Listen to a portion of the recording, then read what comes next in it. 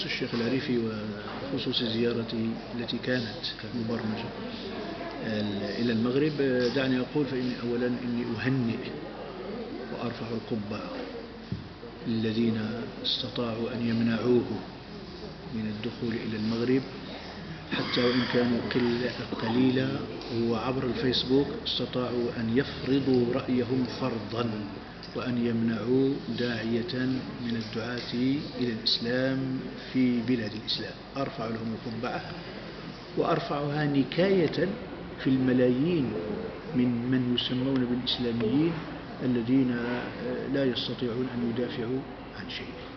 هذا من ناحية. من ناحية ثانية أقول لهؤلاء الذين رفعت لهم القبعة: ممكن أن تؤثروا على الشيخ العريفي أو غيره ولا يدخل إلى البلد، لكن أفكاره سبقت العريفي، لكن أفكاره بصرف النظر عن كونها صالحة أو طالحة سبقته، وسبقته في حين إخراجها من فمه أو من قلمه. فإن الأفكار الآن في هذا الزمان لا يمكن منعها بأي حال من الأحوال، هي تصل وتجول في الهواء وتدخل علينا من كل الأجهزة ونحن في الفراش. إذن هذه النقطة. ثالثا أقول لهؤلاء الذين رفعت لهم القبعة: هل وأنتم تؤمنون أو تدندنون بإيمانكم أو حول إيمانكم بحقوق الإنسان ومن مفردات حقوق الإنسان حرية التنقل وحرية التعبير، هل فعلا أنتم تؤمنون بحقوق الإنسان كما هي كونيا وعالميا كما تدعون؟ إذن لماذا لم تقفوا هذه الوقفة عند دخول الجيسي إلى المغرب؟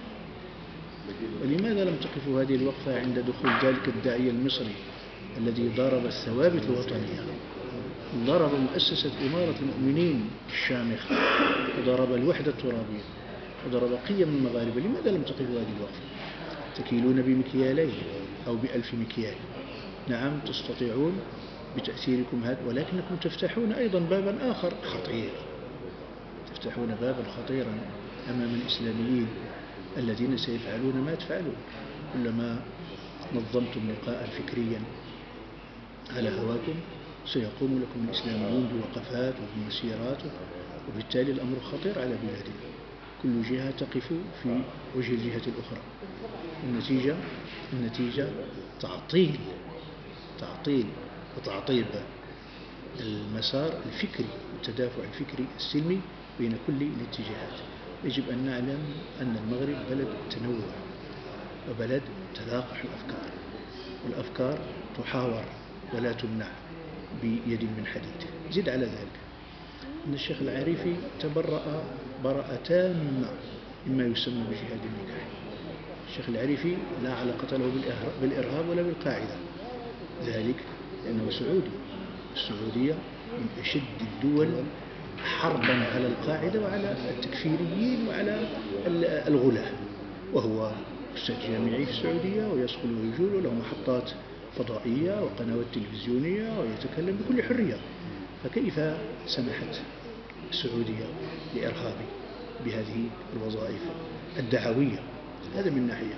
من ناحية أخرى عندما يقول هؤلاء الذين رفعت لهم القبعة عندما نسألكم ويقولون بأن هذا الرجل إرهابي، أنا أقول هذا تطاول على الدولة المغربية. فهل هؤلاء أعلم من المخابرات المغربية والدولة المغربية والأجهزة الأمنية المغربية التي مكنت العريفي من الفيزا؟ فعندما أعطته الفيزا كانت تعلم علم اليقين أنه لا علاقة له بالقاعدة ولا أي شيء. إذن هؤلاء أعلم من الدولة المغربية نفسها. إذن هذا أمر خطير عندما يقول بعض الشباب هذا إرهابي.